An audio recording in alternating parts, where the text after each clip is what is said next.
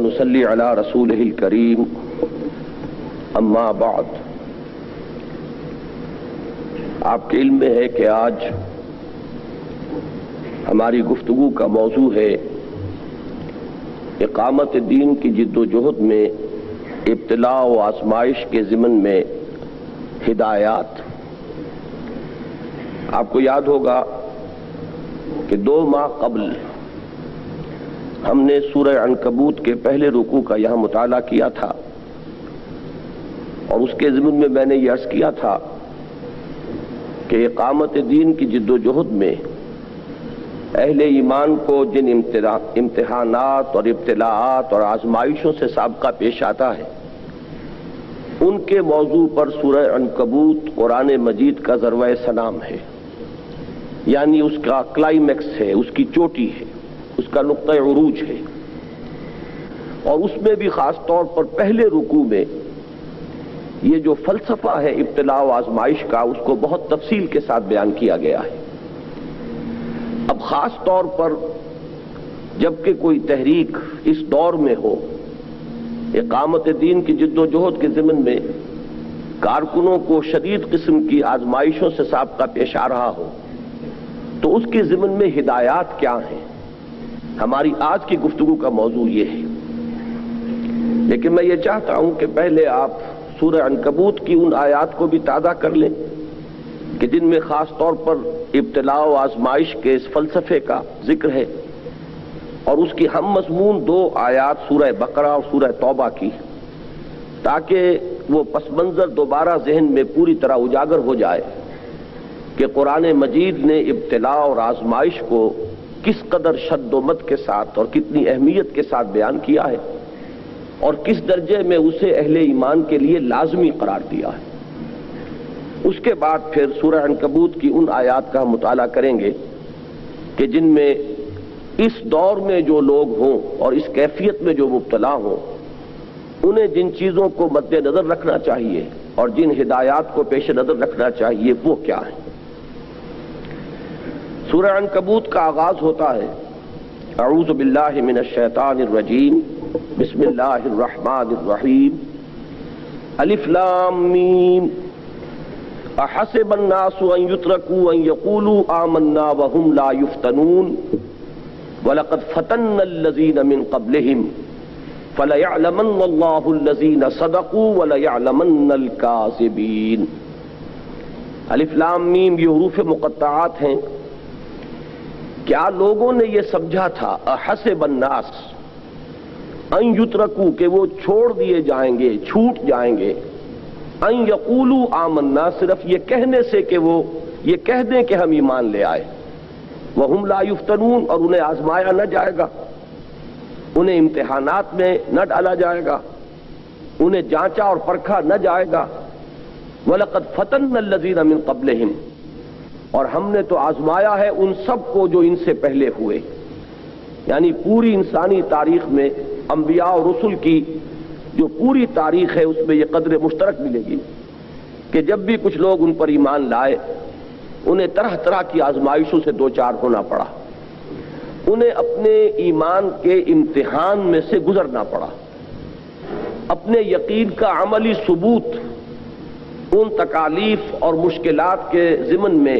صبر اور مصابرت کی شکل میں دینا پڑا کہ جو انہیں اہل کفر کی طرف سے درپیش ہوئی۔ تو فرمایا کہ وَلَقَدْ فَتَنَّا الَّذِينَ مِن قَبْلِهِمْ، ہم نے تو ہمیشہ آزمایا ہے، جو بھی ان سے پہلے تھے ان سب کو آزمایا ہے۔ اور اس کے بعد وہ بات آئی کہ یہ آزمائش کس لیے ہے،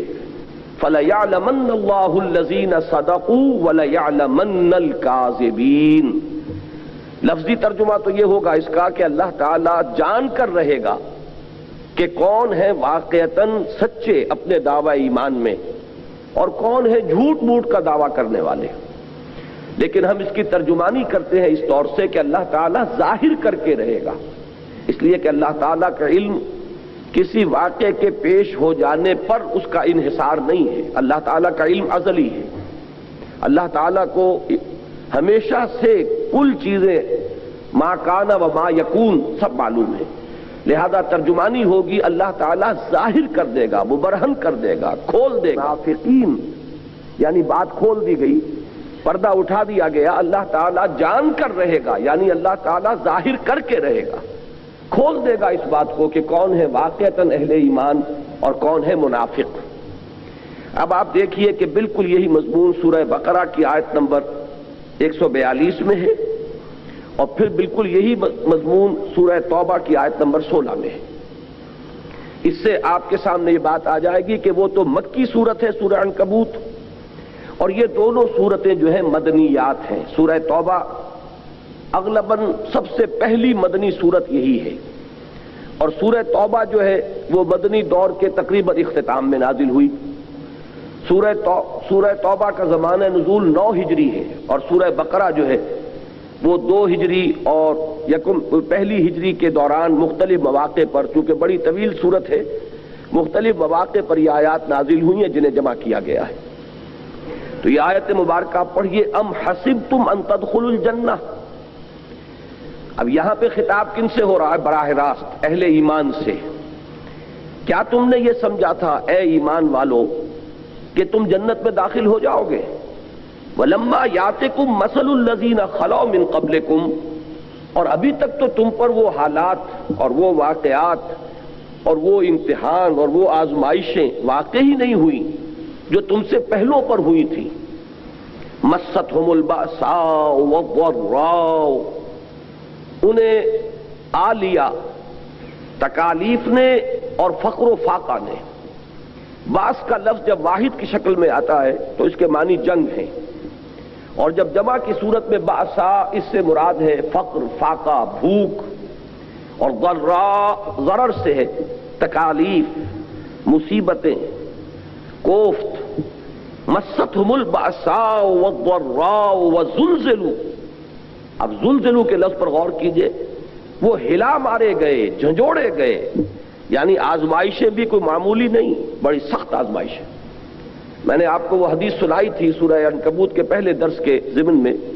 حضرت خباب بن الارت رضی اللہ تعالیٰ عنہ اس کے راوی ہیں کہ جب ہم پر مکے میں شدائد بہت ہی حد سے گزر گئے اور مصیبتیں ناقابل برداشت ہو گئیں، تو ہم چند ساتھی، چند اہل ایمان حضور کی خدمت میں حاضر ہوئے۔ حضور اس وقت خانہ کعبہ کی دیوار کے سائے میں اپنی چادر کا تکیہ بنا کر کچھ استراحت فرما رہے تھے۔ ہم ان کی خدمت میں حاضر ہوئے اور ہم نے عرض کیا کہ حضور،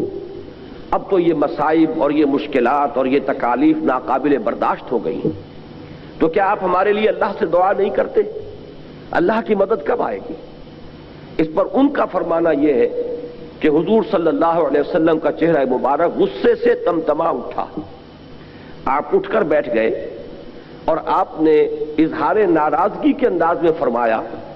کہ خدا کی قسم تم بہت جلدی مچا رہے ہو، تم سے پہلے جو لوگ اس راستے پر آئے ان کے ساتھ تو ایسا بھی ہوا کہ کسی صاحب ایمان کو لایا جاتا تھا، زمین میں گڑھا کھود دیتے تھے اور اس کو کمر تک اس گڑھے کے اندر گاڑ دیتے تھے، اور پھر اس کے سر کے اوپر ایک آرا رکھ کر چیرنا شروع کرتے تھے اور پورے جسم کو 2 حصوں میں تقسیم کر دیتے تھے۔ اور ایسا بھی ہوا ہے کہ لوگوں کے جسموں پر سے، ان کی ہڈیوں پر سے ان کا گوشت آہنی کنگھوں کے ذریعے سے کھرچ دیا گیا ہے، اور ایسا بھی ہوا ہے کہ لوگوں کو آگ کے الاؤ جلا کر ان میں زندہ جلا دیا گیا ہے۔ اس کا تو ذکر قرآن مجید میں موجود ہے، سورہ بروج میں۔ تو یہ امتحانات اور یہ ابتلاءات اور یہ آزمائشیں، یہ تو اس راستے کا مستقل جز ہیں۔ خدا کی قسم تم جلدی مچا رہے ہو، ورنہ وہ وقت آ کر رہے گا کہ ایک سوار صنعاء سے حضر موت تک سفر کرے گا اور اسے سوائے اللہ کے اور کسی کا ڈر نہیں ہوگا۔ تو یہ آزمائشیں جس نوع کی آئی ہیں انہی کا یہاں ذکر آیا کہ تم سے پہلے جو لوگ آئے تھے ان پر تو ان سے کہیں زیادہ شدید مصائب آئے۔ مستہم البأساء والضراء وزلزلوا، وہ ہلا دیے گئے، ہلا مارے گئے، جھنجھوڑ ڈالے گئے، حتی یقول الرسول والذین آمنوا معه متی نصر اللہ، یہاں تک کہ پکار اٹھے وقت کے رسول علیہ الصلوۃ والسلام اور ان کے ساتھی اہل ایمان کے اللہ کی مدد کب آئے گی؟ الا ان نصر اللہ قریب، سن لو پوری توجہ کے ساتھ کہ اللہ کی مدد قریب ہے۔